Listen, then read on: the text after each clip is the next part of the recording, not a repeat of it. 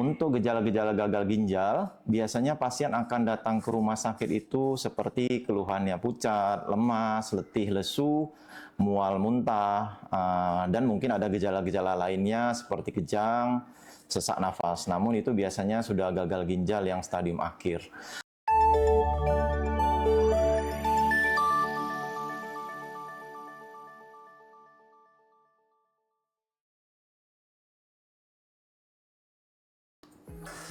Assalamualaikum warahmatullahi wabarakatuh. Selamat pagi semuanya, salam sehat semua. Perkenalkan, nama saya Dr. Taufikur Rahman Alting. Saya dokter di Rumah Sakit Umum Daerah Labuha, Kabupaten Halmahera Selatan. Saya membawa kabar gembira bagi masyarakat Halmahera Selatan, yang mana mulai 12 Februari tahun 2026, Rumah Sakit Umum Daerah Labuha mulai mengoperasikan ruang hemodialisa. Jadi bagi pasien-pasien yang sudah terdiagnosa dengan gagal ginjal kronik dan sudah rutin melakukan hemodialisa atau cuci darah mungkin di kota lain seperti Ternate atau Tidore, mulai tanggal 12 Februari sudah bisa melakukan cuci darah di Rumah Sakit Umum Daerah Labuha, Kabupaten Halmahera Selatan. Mungkin untuk masyarakat umum, saya akan menjelaskan sedikit hemodialisa itu apa. Hemodialisa itu adalah suatu prosedur yang mana menggunakan mesin. Mesin ini dilakukan untuk satu menyaring darah dan membuang sisa-sisa metabolisme yang terdapat di dalam darah yang tidak bisa dilakukan pada pasien-pasien dengan gagal ginjal. Kita tahu beberapa fungsi ginjal, diantaranya fungsi ginjal itu pertama berfungsi untuk menyaring darah dan kemudian juga memetabolisme zat-zat tertentu di dalam ginjal dan membuangnya ke dalam saluran urin. Yang kedua, ginjal ini juga berfungsi sebagai pengatur atau mengontrol tekanan darah. Dan yang ketiga, ginjal ini berfungsi juga sebagai pengatur hormon eritropoietin di dalam darah. Jika ginjal tidak bisa melakukan fungsi dengan optimal, maka pasien akan jatuh ke dalam kondisi gagal ginjal. Untuk gejala-gejala gagal ginjal, biasanya pasien akan datang ke rumah sakit itu seperti keluhannya pucat, lemas, letih, lesu, mual, muntah, dan mungkin ada gejala-gejala lainnya seperti kejang, sesak nafas. Namun itu biasanya sudah gagal ginjal yang stadium akhir. Seperti yang tadi saya bilang, jika ginjal sudah tidak bisa melakukan fungsinya dengan normal, maka untuk mendiagnosa ginjal ini kita perlu melakukan pemeriksaan lanjutannya. Pemeriksaannya itu berupa satu pemeriksaan laboratorium. Di Rumah Sakit Labuha kita sudah memiliki laboratorium yang cukup untuk mendiagnosa penyakit ginjal. Di antaranya kita bisa melakukan pemeriksaan darah rutin, kemudian kita bisa melakukan pemeriksaan fungsi ginjal, kita bisa menilai kadar urium dan kreatin pasien, kemudian kita juga bisa melakukan pemeriksaan penunjang karena di Rumah Sakit Labuha juga terdapat dokter radiologi.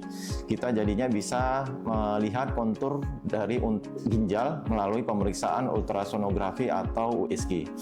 Jika pasien sudah dinyatakan dengan kelainan gagal ginjal dan harus melakukan terapi pengganti ginjal, maka kita sarankan pasien untuk melakukan terapi pengganti ginjal berupa hemodialisa.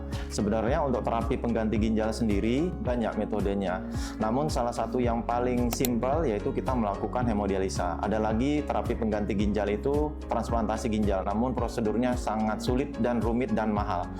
Jadi hemodialisa ini salah satu prosedur untuk terapi pengganti ginjal. Jadi ada di garis bawahi terapi pengganti ginjal, berarti bukan untuk menyembuhkan ginjal, tapi dia sebagai terapi pengganti ginjal karena pada pasien ini mengalami kerusakan ginjal. Untuk hemodialisa sendiri, sebelum kita melakukan prosedur hemodialisa, biasanya kita harus mempersiapkan pasien.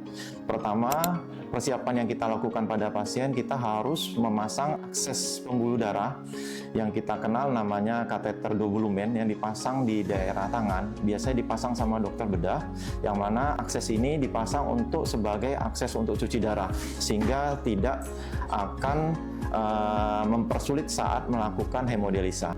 Kemudian prosedur-prosedur yang harus dilewati selama tahap hemodialisa. Yang pertama, sebelum pasien melakukan hemodialisa, pasien akan kita lakukan pemeriksaan hemodinamik rutin, seperti pemeriksaan tekanan darah, nafas, suhu, dan laju nadi.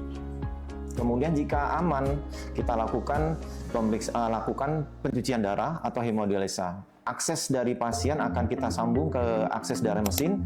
Dari situ nanti akan kita lihat darah akan keluar dari darah pasien menuju ke mesin lebih kurang 150 sampai 200 cc secara perlahan. Kemudian darah yang sudah bersih, yang metabolismenya sudah disaring oleh mesin hemodialisa akan dikembalikan ke dalam darah pasien. Kemudian tahapan yang ketiga yang harus dievaluasi adalah selama proses hemodialisa, pasien sendiri akan dimonitoring oleh perawat yang melakukan hemodialisa berupa apakah ada keluhan-keluhan lain seperti mungkin lemas, mual, muntah, kram, sesak, dan lain sebagainya.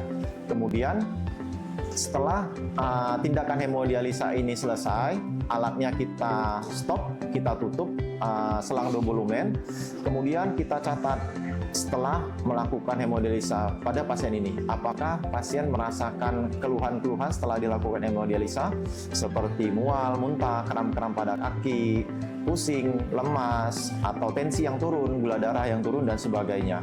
Itu merupakan tahap-tahap yang kita lakukan dalam prosedur hemodialisa.